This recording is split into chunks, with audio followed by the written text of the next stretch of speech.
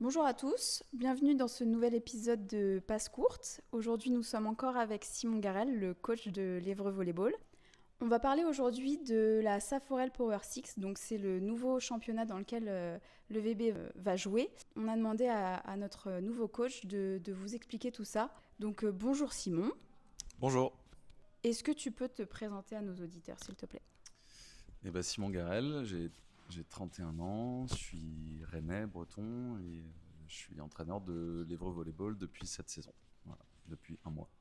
On va rentrer dans le vif du sujet. Est-ce que tu peux nous expliquer ce que c'est la Saforel Power Six s'il te plaît? C'est le seul championnat féminin régi par la Ligue nationale de volley, donc l'entité de la Fédération française de volley qui gère les championnats purement professionnels. Donc c'est un championnat qui regroupe de base 14 équipes, cette année malheureusement 13 équipes qui sont complètement professionnelles, donc avec uniquement des entraîneurs professionnels, donc sous contrat, des joueuses professionnelles sous contrat, ou alors des joueuses qui sont sous convention de formation dans un centre de formation.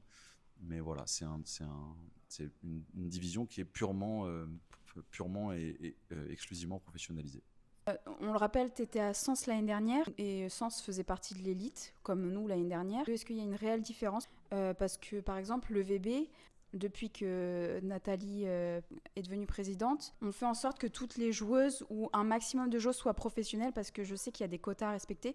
Est-ce que c'est vraiment différent? Là, il faut vraiment qu'elles soient toutes professionnelles, mis à part le CFC, bien sûr. Ah ouais. Alors forcément pour l'Évreux Volleyball qui a tout le temps des joueuses sous contrat, oui, ça change beaucoup de choses. Pour Sens, ça aurait pas changé grand-chose non plus puisque j'avais beaucoup de joueuses professionnelles, même si j'en avais à mi-temps. Euh, voilà. Mais par contre, pour d'autres clubs d'élite moins structurés que l'Évreux Volleyball, oui, c'est un enjeu énorme.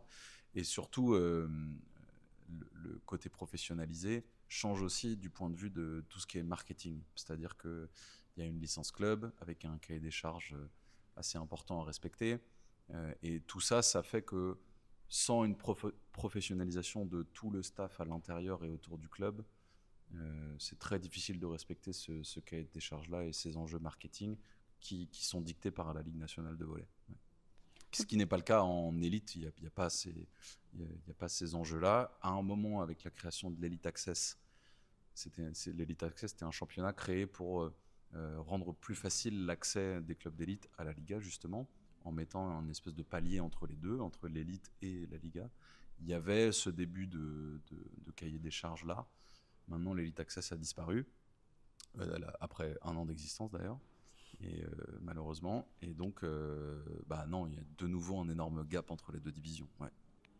Oui, parce qu'on parle sportif, mais au niveau de l'administration, moi qui suis dans le marketing et la communication, on a un cahier des charges vraiment énorme à respecter, sous peine d'amende, que ce soit au niveau des maillots, que ce soit au niveau des panneaux LED, du terrain. C'est vraiment très lourd à respecter pour un club. C'est important de le dire aux auditeurs parce que on le voit pas en fait tout ce travail-là. C'est pas un travail de l'ombre, mais quand même quoi. Ça, non, c'est sûr. Moi, je pense vraiment que ça, c'est nécessaire et que c'est hyper positif. C'est-à-dire que on s'est longtemps plaint du manque de visibilité du volley, que c'était un sport pas apprécié, etc. Mais si on ne se force pas nous-mêmes, ou alors si quelqu'un ne nous force pas à nous professionnaliser et à devenir plus exigeants dans nos standards, que ce soit marketing, sportif, de communication, etc., on n'avancera jamais sur ce plan-là. Et donc, effectivement, c'est hyper lourd à respecter pour tout le monde, mais à mon avis, c'est un effort qui est nécessaire si on veut vraiment être une division professionnelle, quoi. Ce qu'on trouve cohérent, c'est par exemple quand on va nous demander 4 caméras pour filmer la retransmission. Quand on voit qu'il y a certains clubs qui, bon, chacun a ses moyens bien sûr, il y a une seule caméra alors que nous, on prend une société de production, il y a des commentateurs, il y a une régie, il y a quatre caméras. Ça donne plus envie de regarder le volet, quitte à ce que les gens se disent ah mais c'est super, et en fait ils vont venir nous voir en réel.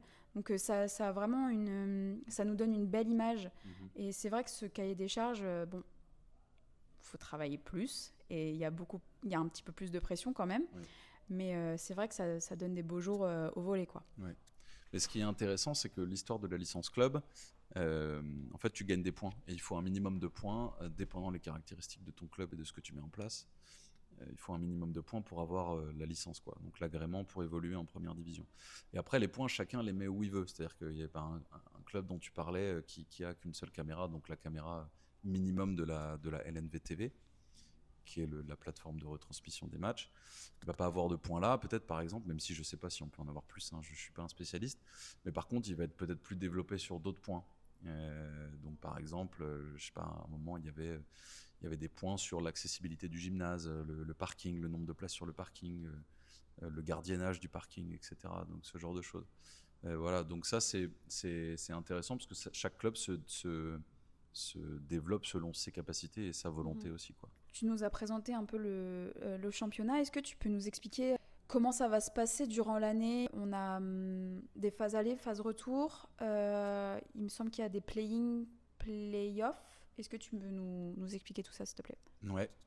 Donc il y a une phase aller, effectivement, qui dure jusqu'au mois de janvier. Il me semble que le premier match de la phase retour, ça doit être le 30 décembre. J'ai un petit doute, donc voilà, mais ça doit être comme ça. Et donc une phase retour. Le premier point important à noter, c'est que les matchs sont pas dans le même ordre. Donc ta J1 phase aller, c'est pas ta J1 phase retour. Voilà. Et ensuite, effectivement, à l'issue de la phase régulière, phase aller, phase retour, il y a une phase de play-in pour les équipes classées de 7 à 10. Voilà. Et donc, les deux gagnants de les deux gagnants de cette phase de play-in, donc le 7e va jouer contre le 10e, le 8e contre le 9e. Les deux gagnants seront qualifiés pour les play-offs, donc les équipes classées du coup de 1 à 6 plus les deux qualifiés en play-in, sous forme de quart de finale, demi-finale, finale pour la victoire en championnat. Voilà. Et les équipes classées 11, 12 ont fini leur saison à la fin de la saison régulière. L'équipe classée 13e a fini sa saison et descend en élite, à l'exception de France Avenir. Si France Avenir est 13e, qui est le pôle France qui évolue en IFVB. Voilà. Alors c'est le 12e qui va descendre, etc. etc. Et les playoffs se jouent en 3 matchs, best of 3. Voilà. Donc match aller, match retour et match d'appui. L'année dernière, j'ai suivi un peu parce qu'il y avait Bordeaux. C'était le 7e contre le premier ou... C'était le premier contre le 8e, le deuxième contre le 7e. Les quarts de finale, c'est toujours comme ça. C'est-à-dire que le premier qualifié joue le dernier qualifié, le second qualifié joue l'avant-dernier qualifié, etc. Mais c'est pas injuste? Bah, c'est dur pour le 8e, quoi. Mais ça met un vrai enjeu sur la phase régulière, parce que sinon, tu as juste à être qualifié en play-off, et puis après, c'est pile ou face pour savoir qui tu vas jouer. Donc ça a un vrai intérêt de savoir que plus tu réussis ta phase régulière, plus tu as de chances de tomber sur un adversaire faible en quart, et donc de te qualifier en demi-finale. Ok, ouais, parce que tomber contre Paris alors qu'on vient de rentrer en Liga, c'est... ouais, c'est sûr.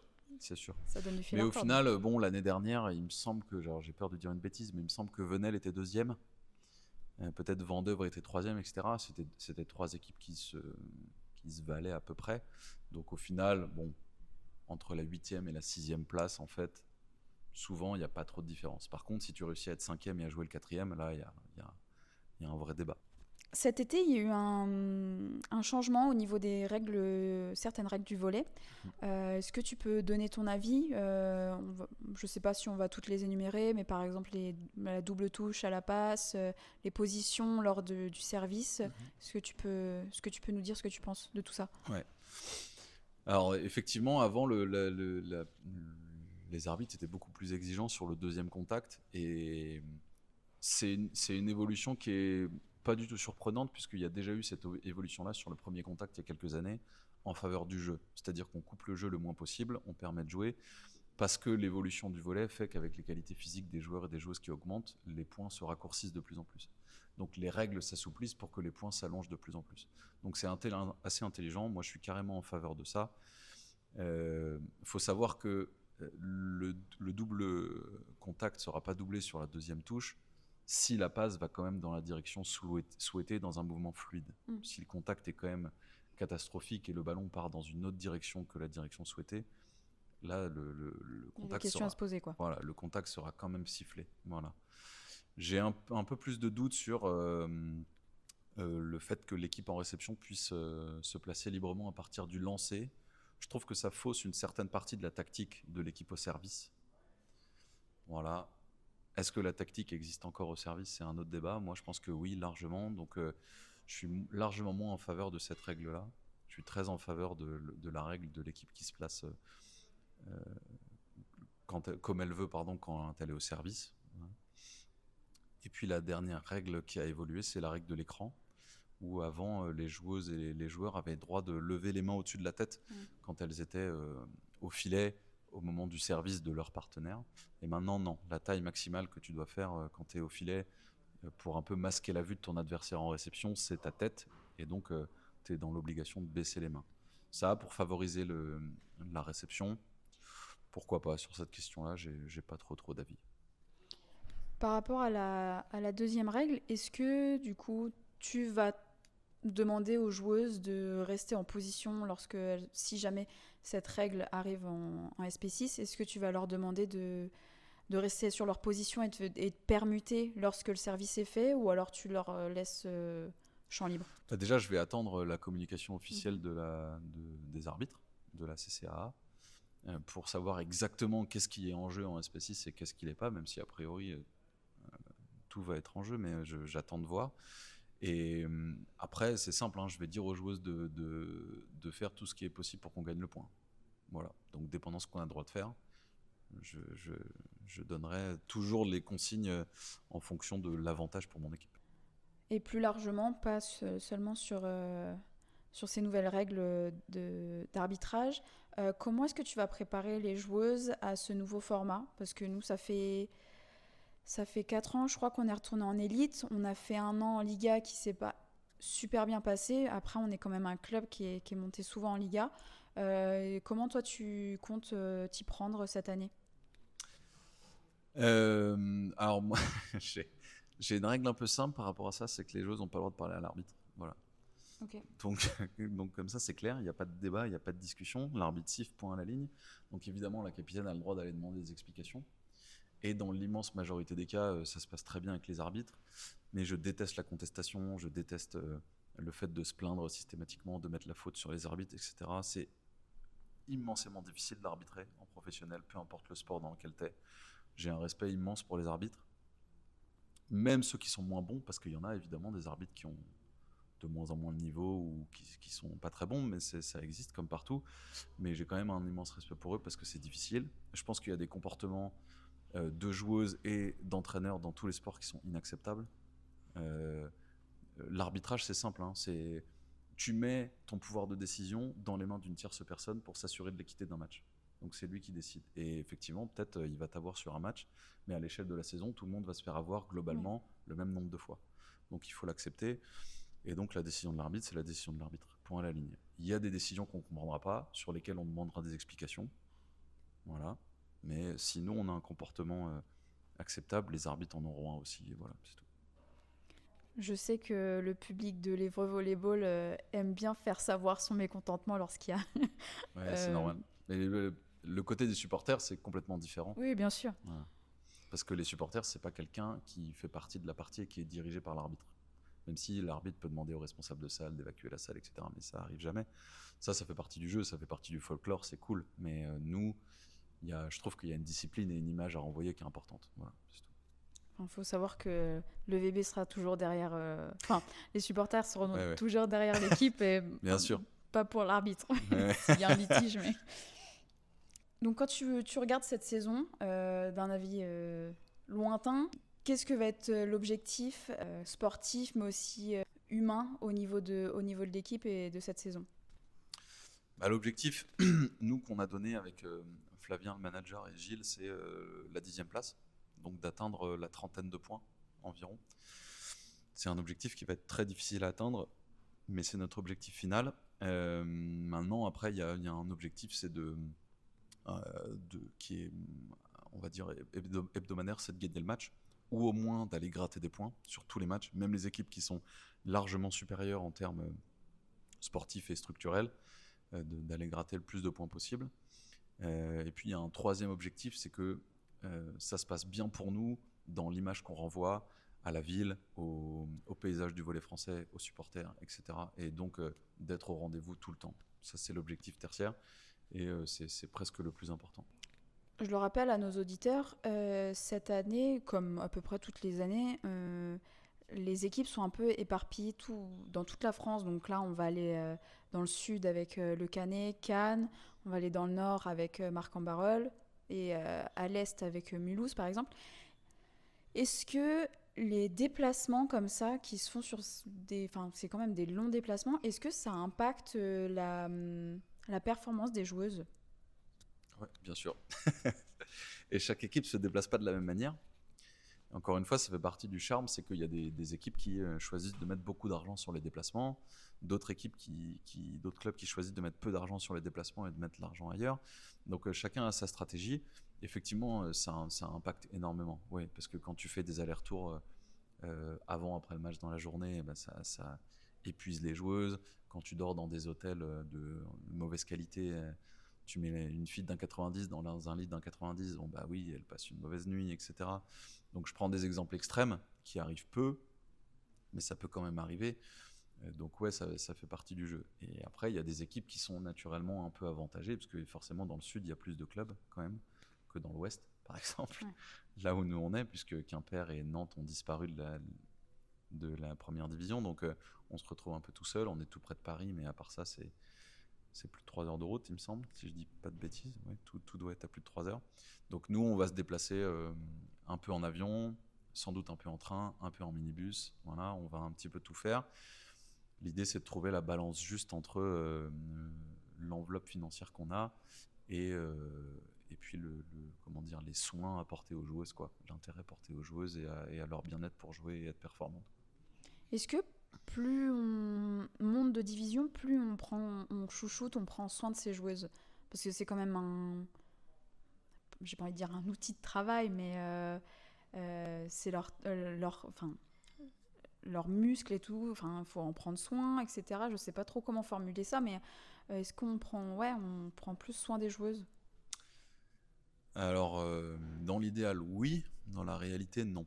C'est-à-dire qu'il y a des clubs qui prennent plus de soin de leurs joueuses en élite qu'en Liga, largement. Maintenant, je pense que les joueuses de Liga prennent plus soin de leur corps, que les joueuses d'élite, parce qu'il y a un professionnalisme qui fait que la joueuse de Liga, elle est dédiée à sa pratique au niveau professionnel, quoi. Donc c'est sa carrière. Donc si son corps est impacté, forcément, ça devient tout de suite plus difficile pour elle. Mais les clubs, non. Il y a encore des clubs qui font très peu attention à leurs joueuses. Ouais. Tu dois donner avant de recevoir. Et donc, il faut que la joueuse, elle se sente bien pour être le plus performante possible. Je pense que mettre la pression aux gens, ça n'a jamais marché. Nulle part. Dans aucun pays et dans aucune discipline. Et donc, c'est ma manière de rendre les joueuses performantes. Ce qui ne veut pas dire que je suis hyper gentil, tout doux et tout. Hein. Il y a quand même un côté directif dans ce que je fais. Normal, t'es un coach. Voilà, exactement. Il y a de l'humain quand même qui rentre en compte, c'est ça qui est intéressant en fait. Mais oui, ça fait partie du jeu. Donc on est dans un nouveau championnat avec des nouvelles équipes et des nouveaux adversaires. Est-ce que pour nos auditeurs, tu aurais des noms d'équipes à suggérer pour les suivre leur saison, etc. Parce que ça pourrait être intéressant pour eux de suivre l'entièreté du championnat. Je vais commencer par Bordeaux, parce que Bordeaux sont montés en élite, en spécifique l'année dernière. Ils ont fait vraiment une grosse saison. Ils ont réussi leur saison à fond. Je rappelle juste qu'il y a Eva Svobodova et Mathilde Walsbeck qui étaient... et Eva Delmoral. Et Eva Delmoral qui était à l'EVB. Ouais. Donc, et ils ont fait, à mon avis, un très gros mercato. Donc, équipe à suivre qui va, à mon avis, faire bien mieux que l'année dernière. Ensuite, je dirais Paris, parce que Paris, 2 titres de champion de France quand même, c'est rare. Et il y a eu un grand, on va dire, un grand changement qui a été fait dans l'effectif. Bianca Cugno est partie aux États-Unis, donc qui était leur arme offensive numéro 1, donc à voir ce qui va se passer. Et puis je terminerai par Mulhouse qui a changé de cycle. François Salvani est parti. Andressa est arrivé après des très belles années à Vendeuf, donc Faut voir ce qui va se passer là-bas, parce que Mulhouse, c'est, si je dis pas de bêtises, le ou un des plus gros budgets du championnat. 2 millions 6 à peu près, je pense. Et donc forcément, avec un nouveau staff comme ça fait partie des grosses équipes qui peuvent être hyper performantes. Ouais. J'ai une question par rapport à Paris. Ça fait du coup 2 fois qu'ils gagnent la SP6 et 2 fois qu'en fait ils changent leur effectif dans l'entièreté à peu près. Comment ça se fait? Pourquoi on ne continue pas avec une équipe qui gagne? Après, les joueuses ont peut-être envie de partir, mais pourquoi on n'essaye pas de les garder? Bah, la France, c'est un championnat qui est la France, la SP6, c'est un championnat qui est de très bonne qualité et donc qui est regardé par les gros championnats. Et donc l'Italie, la Pologne, l'Allemagne un petit peu moins, mais quand même, la Grèce, la Turquie aussi moins quand même, mais un peu. Et donc des joueuses qui sont hyper performantes en France, c'est des joueuses qui peuvent être performantes aussi ailleurs. Il y en a plein pour qui ça s'est réalisé. Et donc quand un club de ce championnat t'appelle, forcément, ta carrière, elle peut prendre tout de suite le large, quoi. Et donc, je pense que c'est ça, c'est attractif pour les joueuses, les offres qui leur sont proposées après des grosses performances. Et donc, quand Paris passe d'un statut où ils étaient quand même pas dans une grande forme sportive avant la fusion avec le Valois, et d'un coup, en 2 opportunités, ils sont 2 fois champions, bon, bah ouais, les yeux de plein de clubs européens sont braqués sur eux, je pense, et tant mieux. Et en plus, il y a l'arrivée de la LOVB sur le marché, donc le premier championnat professionnel américain, le premier en termes d'ampleur, quoi. Ah oui. Et ça aussi, c'est pareil.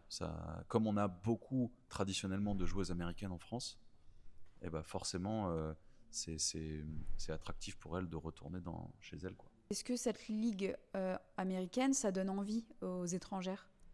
Oui. Ah oui, parce que les conditions... j'ai pas d'opinion assez fiable sur les conditions sportives là-bas, mais en tout cas, les conditions logistiques et financières, elles sont largement plus avantageuses qu'en Europe. La culture du sport chez eux, c'est un truc de en tout dingue. cas qu'en France. Et donc, ouais. Donc, effectivement, des Américaines qui vont rester aux États-Unis pour jouer, il y en aura plus. Des Américaines qui vont passer beaucoup moins de temps en Europe avant de retourner aux États-Unis, il y en aura plus aussi. Donc, ça va être un changement de fonctionnement pour plein de clubs ici, mais faut pas en avoir peur, quoi. Ça fait partie du jeu et c'est tout. Mais est-ce que ça peut être aussi une opportunité parce que y a des quotas à respecter de françaises dans les équipes françaises?